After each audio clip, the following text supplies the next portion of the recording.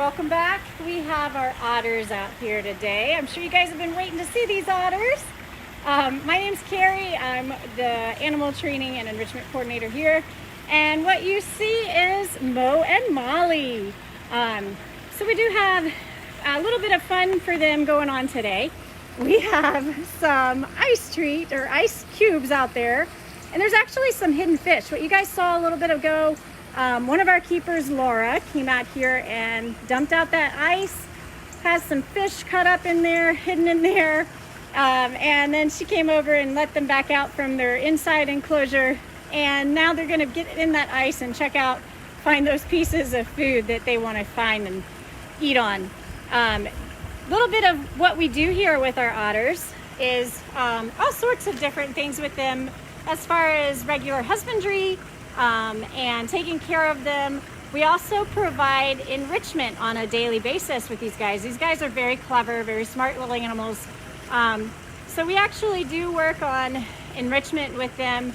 And enrichment just basically means something that they can do within their environment. They can either check it out or play with it, investigate, forage around, novel things or different things that they can have within their environment that will encourage species-specific behavior. So you'll see them right now digging in that ice. They actually seem to really enjoy playing with ice cubes and eating on some of the ice as well as the fish that's mixed in there. And they can kind of figure out what's going on. We got a question already? Yep. Lucas, age 6, would like to know how many times a day do they get fed? The otters here at the Virginia Living Museum actually get fed at least 3 times a day. They actually have really high metabolisms, which means they go through that food and that what converts to energy really quickly. So they have to eat on a regular basis. They get a breakfast, they get a lunch, and they get a dinner. And then every so often we'll give them extra treats along the way. So we have 2 otters here at the museum. A little piece of ice got up on that back there. We have Mo and Molly, and they both have a little bit of a different background story. The male Mo came to us when he was a baby. He was actually orphaned in the wild, and a fisherman found him as a baby, picked him up, tried to take care of him for a little bit and do the right thing, and realized very quickly an otter is not a good animal to have in your home, doesn't do well in your bathtub, it needs all sorts of things.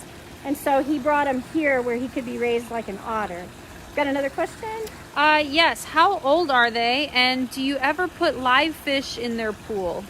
We do put live fish out there, and it doesn't last very long because they're quick and they're fast at hunting it and catching it and eating it. So live fish doesn't last too long out there. Mo actually at this point, he's been with us since he was a baby. He's about 14 years old now. Now Molly has a different background story. She actually was a wild-caught otter in Louisiana, and then she was actually transferred to a facility in California, an aquarium out there. She lived out there for a couple of years, and then she came here to be a companion to Mo, and she actually is probably about 12 years old now. Given that she was a wild animal before that, we're not overly sure how old she was. She was probably about 2 to 4 years of age when they got her from the wild.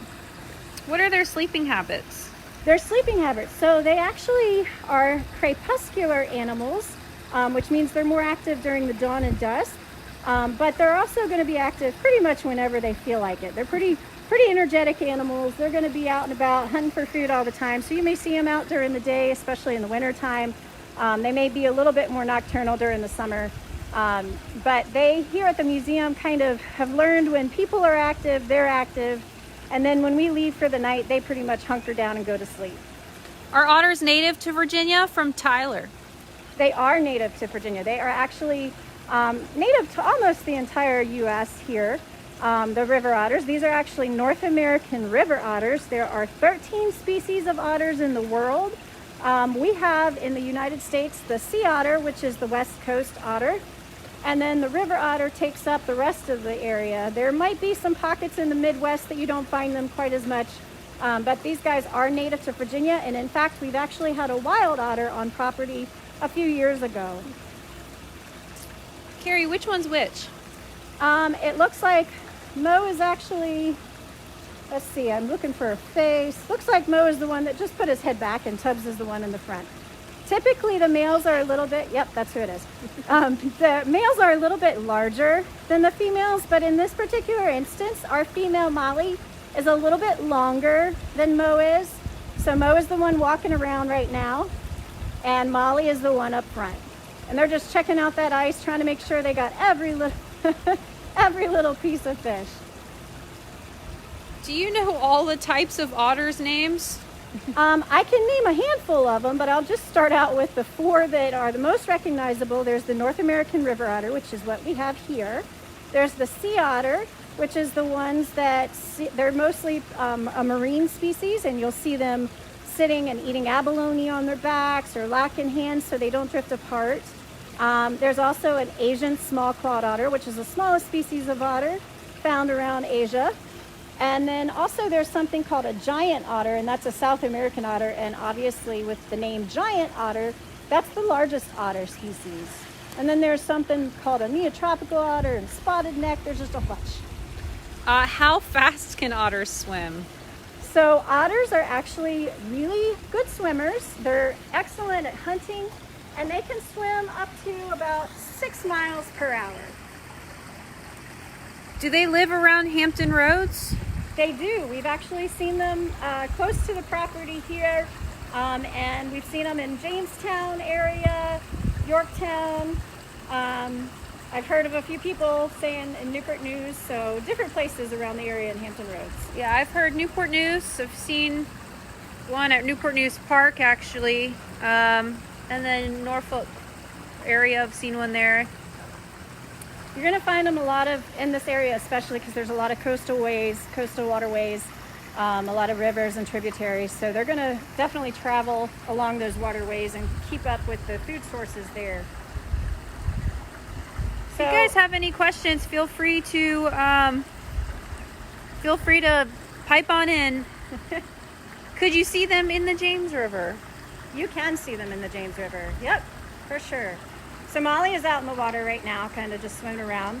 You might see some of her acrobatics out there. They are, again, excellent swimmers.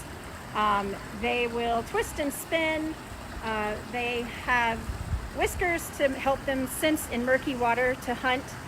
So you'll see a little bit of the swimming behavior going on over there, while Mo, who thinks that food is the greatest thing in the world, is making sure that he's not missing any of that fish that might be left in the ice pile. Harper would like to know, how long can they stay underwater? We think that otters can stay underwater for about 4 minutes. They can actually hold their breath for upwards to about 4 minutes. There's still a little bit of research being done on that. It's definitely not much longer than that. They do have to come back up for air. Can you find otters in marshlands? Absolutely. They love the marshlands. They love anything that they have some areas where they can hide. And you'll see a lot of young baby fish in the marsh areas and the reeds in the water, and they'll take advantage of that. Now these guys, otters, are primarily fish eaters. They are mustelids, so they're related to the weasels. A lot of people call them water weasels for a nickname, but they are primarily fish eaters. So in the wild, they're going to eat a lot of the fish, different types of fish. You'll also see them eat snails and crustaceans. They may eat birds or bird eggs. They may eat frogs, snakes, things like that. So they're kind of opportunistic. Even though they eat a lot of fish primarily, they'll eat just about anything. And they also get a lot of fish here at the museum. We give them a good variety.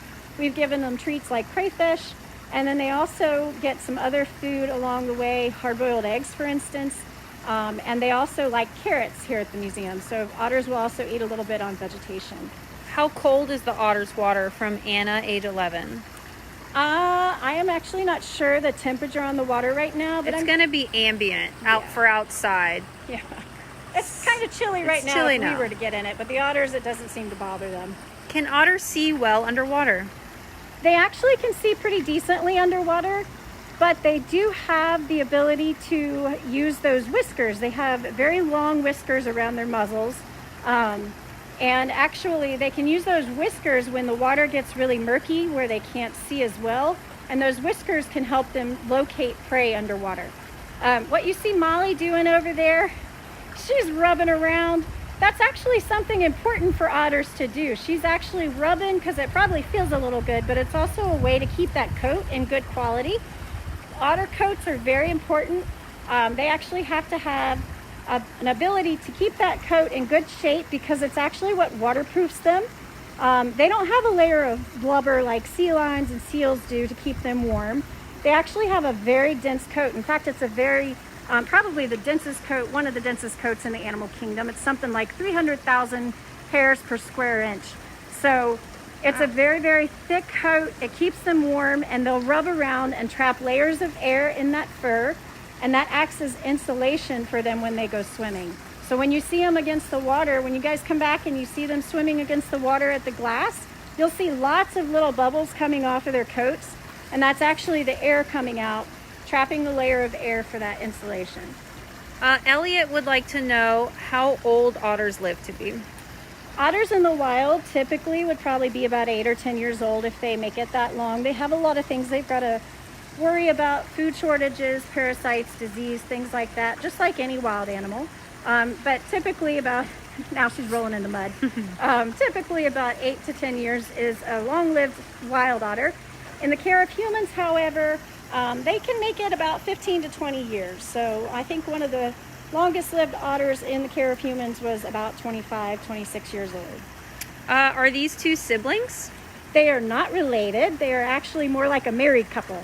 They came from different areas, different background stories, and they seem to be the best of friends. Every once in a while you might hear them scrabble a little bit and squawk with each other, kind of scrap around and have a little tiff or two, but they actually get along really well. You'll see them sleeping cuddled up together. They'll do something called Aloe Grooming, which is mutual grooming, where they'll groom each other and make sure those coats are in good shape, but also that is a form of bonding for otters. So you'll see them doing that as well. Do they clean in a similar way as sea otters? Do they clean in a similar way as sea otters? I'm assuming laying upside down on their... They do kind of clean the themselves. Maybe if you see otters kind of scratching around and rubbing their faces, sea otters will do that. The river otters will do it a little bit too. They're basically, again, dispersing some of those oils into their coats and checking things out. Can otters climb trees? They can. Actually, if you see those black things on the trees over there, that's kydex, plastic sheets of things to prevent the otters from climbing. Have they had any babies? These two have not had any babies yet. And we are part of a breeding program. However, these guys are a little bit on their older ends of the age range, so they may not have any babies, and that's okay.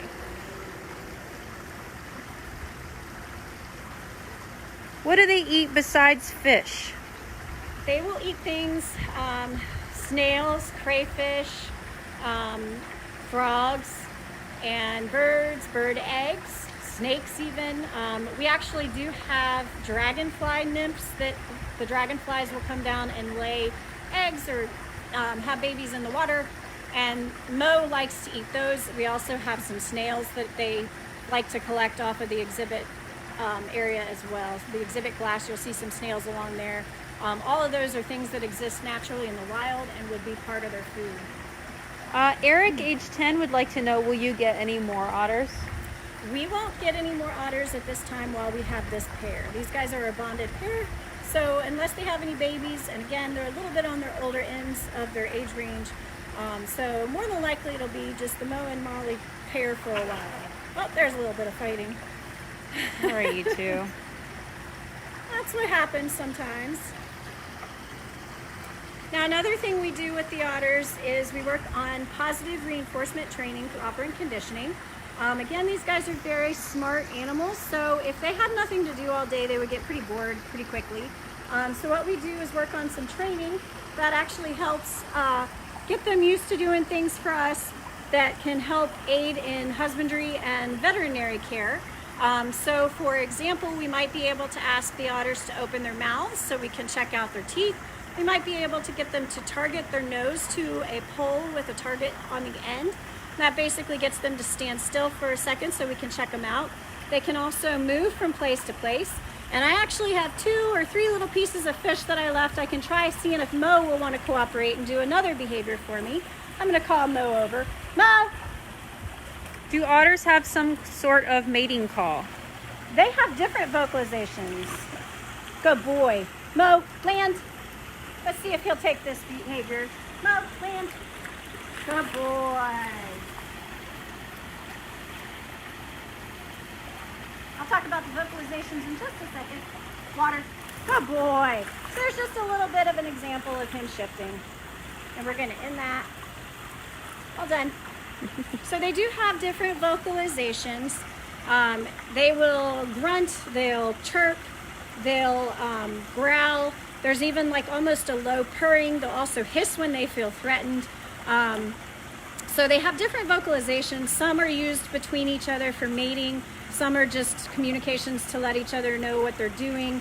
They may call the babies to them, that sort of thing. So different vocalizations for different things. Can they see in the dark?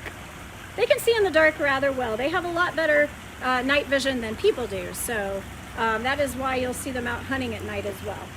Rebecca would like to know, are they acting differently with no visitors? They are still the happy, lively little animals that they always are. They're pretty excited to see people out here as far as keepers go. But I do think they miss seeing you guys. They like to watch you guys at the glass just as much as you like to watch them. When and how long do they sleep? They may sleep probably about 11 or 12 hours a day. But it just kind of depends. They kind of sleep whenever they feel like it. They'll sleep a little bit more during the hotter hours in the summertime. They conserve that energy. So if you come in on a really hot day and they're sleeping, that's pretty natural, pretty normal for them. What do you think? Looks like they're begging for more treats. Yep, so we just did a quick little session with the land and water. That's a behavior that we worked on, just getting them to go from one area of the exhibit to the other. Mo has been with us pretty much his whole life, so he's really good at figuring out where we need him to go. Molly, she figures out where she's supposed to go really well as much as he does, but she's a little bit more in tune to the environment. She checks things out, whereas Mo thinks that if he's getting food for something, he's going to be happy to do a behavior. Can otters live in brackish or saltwater? They sure can. They can live in freshwater, brackish water, some of the coastal marine areas. So they can pretty much have a good range of where they live. Now you're the person to ask this. What is included in the otter tour? Will we get to see them do skills? With the Otter tour, so that is one of our special tours that we do offer here at the museum, where you get to see these two up close and participate in a little bit of watching some husbandry behaviors with them. You might even be able to see some fun behaviors that they do. So yeah, that's something that you guys might want to check out. Come join us. Mo and Molly love having our tour guests be participating in their daily routines. Hazel wants to know if they can mate with weasels. I don't think they can mate with weasels, no. They're in the same family, but different species. All right, well, thanks for joining us today, guys. We're going to go ahead and wrap it up, let the otters get back to it. We really appreciate you guys joining us today. Join us again tomorrow morning at 11 for another Facebook Live program. And also keep checking in with our natural education here on Facebook and Twitter and YouTube and Instagram and TikTok, and completed information on our website, thevlm.org. Thanks so much for joining us, and have a good one, guys. Bye.